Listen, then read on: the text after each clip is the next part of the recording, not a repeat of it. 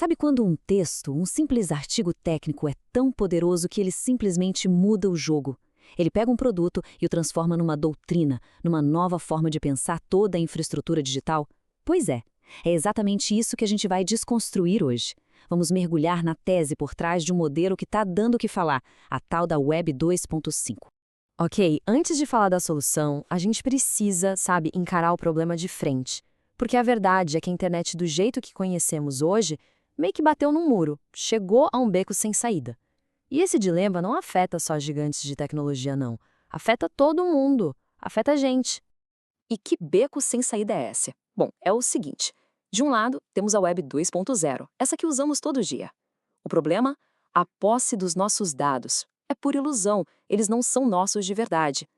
Aí, do outro lado, vem a promessa da Web 3.0, só que na prática, ela acaba caindo num tal de abismo de adoção.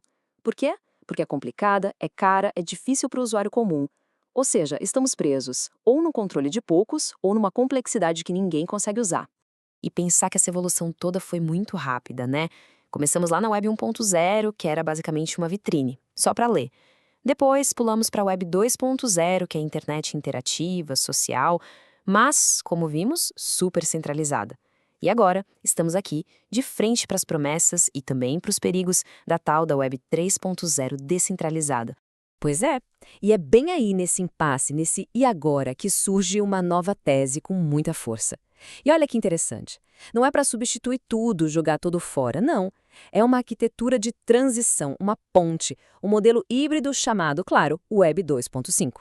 Tá, mas o que é essa Web 2.5 na prática? Pense nela como o melhor de dois mundos, de verdade. Ela pega o que a Web 2.0 tem de bom, a velocidade, a estabilidade dos servidores que já conhecemos, e junta com o que a Web 3.0 promete de melhor, a segurança da criptografia, a soberania sobre os nossos próprios dados. É literalmente a ponte que precisávamos para atravessar aquele abismo que falamos agora há pouco. Ok, e um motor que faz essa ponte funcionar? Ele tem nome, Protocolo FVBS.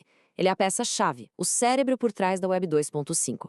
Pense nele como um grande mediador, um tradutor super inteligente que está ali reescrevendo as regras do jogo, garantindo que o nosso acesso e o registro de informações sejam finalmente seguros. Beleza, mas como essa arquitetura garante essa segurança toda na prática? Bom, ela não se apoia em uma coisa só. A estrutura toda está baseada em 3 pilares. Pilares de soberania e de confiança. E que pilares são esses? Vamos lá. Primeiro, a SyncroKey, que é um tipo de autenticação que simplesmente não dá para roubar. Segundo, as carteiras de soberania, que, finalmente, devolvem a posse real dos ativos digitais. E terceiro, a auditoria quântica, que é como um sistema de defesa implacável contra fraudes. Agora sim, vamos entender cada um. Então, sobre a SyncroKey, a primeira coisa é: esquece tudo o que sabemos sobre senhas. Senha é uma coisa que a gente digita, que a gente esquece, que alguém pode roubar. A SyncroKey é outra coisa. É um protocolo de autorização que, por definição, é seu e de mais ninguém. Inseparável. Não dá para roubar, não dá para compartilhar, porque ela é, na verdade, parte da sua identidade digital. Agora, o segundo pilar, a auditoria quântica. A melhor forma de pensar nela é como se fosse o sistema imunológico de toda a rede. E o que um sistema imunológico faz? Ele está o tempo todo procurando por algo errado. A função dela é essa: detectar e neutralizar na hora qualquer anomalia. Pode ser uma tentativa de fraude, um dado que se corrompeu, qualquer coisa. É uma proteção em tempo real. E olha só como o processo é elegante na sua simplicidade. Pense assim: passo 1, acontece um evento, digamos um pagamento. Passo 2, na mesma hora, uma assinatura criptográfica única é criada para esse pagamento. Passo 3, o sistema verifica. O evento e a assinatura batem, eles estão em perfeita sincronia? E aí o passo 4, se houver qualquer divergência, a ação é bloqueada. Fim de papo, a fraude não passa. Ok, a teoria é incrível, né? Robusta, segura. Mas a pergunta que não quer calar é: como é que essa tecnologia toda vira valor de verdade para um negócio? Como isso sai do código e vai para o caixa, para o comércio do dia a dia? Vamos ver? O mais impressionante para quem é da área de tecnologia, para uma equipe de engenharia, por exemplo, é a simplicidade. Parece paradoxal, né? Mas toda aquela complexidade de segurança, de criptografia, tudo isso fica escondido, encapsulado em uma única chamada de API. É uma linha de código, simples assim. Sem atrito nenhum, um sistema de ponto de venda é conectado a esse ecossistema super seguro. E aqui chegamos ao argumento financeiro que realmente muda o jogo. Vamos comparar. Um desconto de 5% e um cashback de 5%. O custo imediato para a empresa é o mesmo, certo? Certo. Só que a diferença é brutal. O dinheiro do desconto vai embora. Já o cashback, dentro dessa arquitetura, fica preso no ecossistema. Ele deixa de ser um custo, uma despesa de marketing, e se transforma num ativo. Um ativo poderoso de retenção. E os números não mentem. Os dados mostram o resultado dessa simples mudança. Estamos falando de um aumento projetado de 200% no faturamento recorrente. 200%! Simplesmente por trocar o mecanismo da recompensa.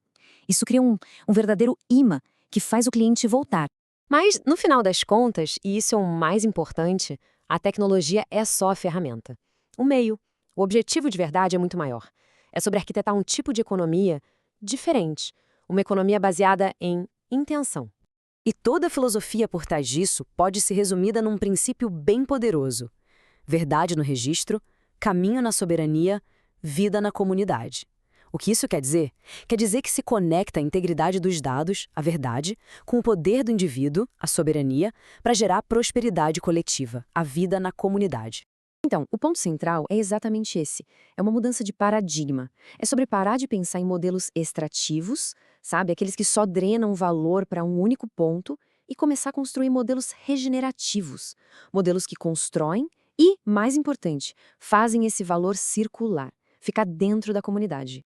E tudo isso nos leva a uma pergunta final, uma pergunta bem poderosa, eu diria. E se cada transação comercial, cada pequena compra que fazemos, pudesse ser também um ato de construção de comunidade, não só uma troca de dinheiro por produto? Pense nisso. Talvez a tecnologia seja, sim, só a ferramenta, mas a intenção que colocamos por trás dela, isso pode mudar absolutamente tudo.